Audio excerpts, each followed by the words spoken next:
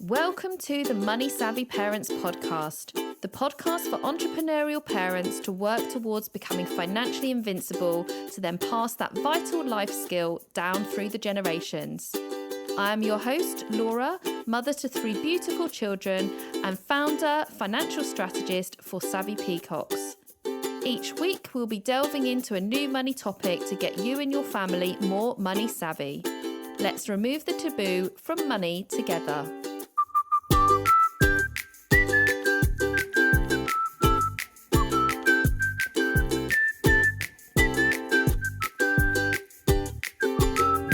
Hello and welcome back to Money Savvy Parents. Today we're talking about how our next generation can use credit effectively. And as always, I want to cover off taboo subjects in this podcast, so bear with me because I think you'll find it helpful and useful. So we all know that credit historically has been a bit of a dirty word. You might have heard your parents or your grandparents saying never borrow money and don't use credit cards, they're evil. And to an extent, they've got a point, 30, 40 years ago, we didn't borrow money. We sort of saved up until we had enough to buy what we wanted to buy. And really the only lending that took place was on mortgages. And then in recent years, the last 10, 15, 20 years, using credit has become more and more popular, and people don't understand that it's not just there to borrow money in advance and worry about it later. It is actually a tool and a way in which it can help you moving forward in the future. But I think where it's kind of got this bad reputation, because we've now ended up in this debt crisis where it's so easy for people to borrow money. We've got overtaken by consumerism where you can just have things the minute you see it. You don't need to wait for things any longer. That's where credit has become a little bit of a dirty word. But I believe that actually with our next generation, we can coach and educate them to use credit effectively. And in actual fact, it's really important that they do. And I tell you why, because when they want to use credit for their own benefit, so let's say they want to get on the property ladder, so therefore they need a mortgage, they will need to have used credit in the past to be able to get a mortgage. So in this day and age, you cannot get a mortgage if your credit score is low, and it's quite easy for your credit score to be low if you've never used credit at all. Yes, it's built up of lots of different elements, but it is very heavily weighted on how you've used credit in the past. Have you got a history of borrowing money short term and repaying it back? So first of all, I would always say talking to our next generation around what a credit score is and how they can understand it, how they can track it and nurture it and grow it, and why it's so important for them. And I did do an episode last series about credit scoring, so you're welcome to refer back there as to how you can do all of those things. But understanding from sort of 17, 18, that you're going to get a credit score, everyone has one, and it's really important that you grow it because you may well need it in the future, either to get on the property ladder. There's lots of employers that look at your credit rating now and they won't hire you if you've got a low or a bad credit rating. And even some universities look at this now as well, interestingly. So it's really important that they understand how a credit score works. And in order to do that, they need to get this balance between not being scared of using credit, but not getting into debt either. So helping them understand that first and foremost, having a credit card can be very useful, because if they want to purchase something of larger value, then there is additional protection with a credit card. So that's number one. Number two, it's a great tool to have available to you if you're ever in an emergency situation. So maybe you've lost your debit card on a night out and you need to be able to get home. Then I would say that's a great reason to be having a credit card in your back pocket. And also, a credit card is a great way to build up your credit score really quickly and easily.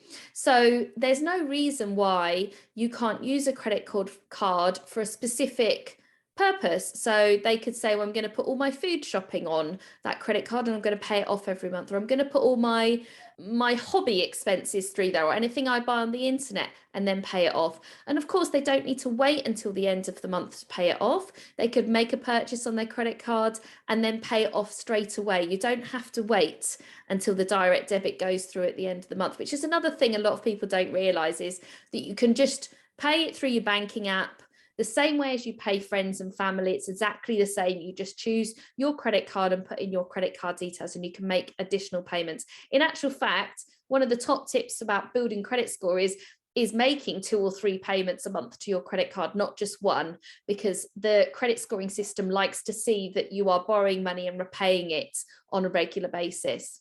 The other element of this is understanding that if they do want to borrow money, then that they borrow it from the right places on the right terms. So I give you a great example, which is purchasing a car. They all get quite excited about passing their driving test at 17, 18.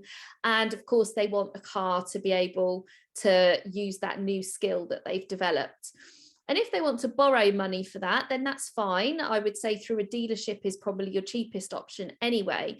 But for them to understand, it's not just that £150 a month, which might seem quite a reasonable amount for the car that they're getting, but it's understanding either you can save up for this and you can pay it outright and it will be your car, or if you borrow the money, then you're going to pay extra for it. So it's not going to be a £5,000 car. It's actually going to be a £7,000 car because you're going to pay the interest on top. So getting them to understand that, yes, you can have it sooner, but there is a price to pay for that, having it sooner.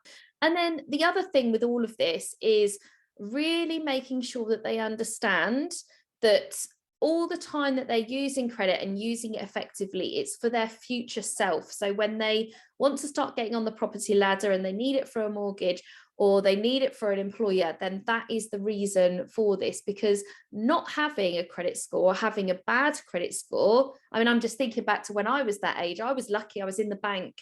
I understood how important it was. A lot of my friends did not have a clue and ended up with a really bad credit rating just from running up a mobile phone bill or running up a credit card that had been offered to them at their bank the minute they turned 18. So making sure that they understand it's not for now, it's for when they need it in 5-10 years time, when they want to get on the property ladder or they want to do something with their credit scoring. And even something as simple as getting a mobile phone, to be honest, they check your credit score. Utility bills, they check your credit score. So there's lots of places that will have a look in and see what's going on. And if you've not proven that you can borrow money and repay it and look after your credit score, then it could cause you a problem. Now, if this has hit a nerve with you, maybe you've not had the best experience with a credit score. Maybe you were one of those 18, 19-year-olds that by the time you're in your early 20s, you had a massive problem with your credit score. Or maybe this is something that you want to get your teenager on the front foot with. I want to share something with you a lot of people don't know, and I think can be really useful and give you peace of mind as a parent is, did you know that your 16-year-old, it's 16 and 17 and 18-year-olds, can go onto your credit card account? So it's still your account and they're a secondary card holder. They can have a card on your credit cards. You can choose the limits as to how much they can spend.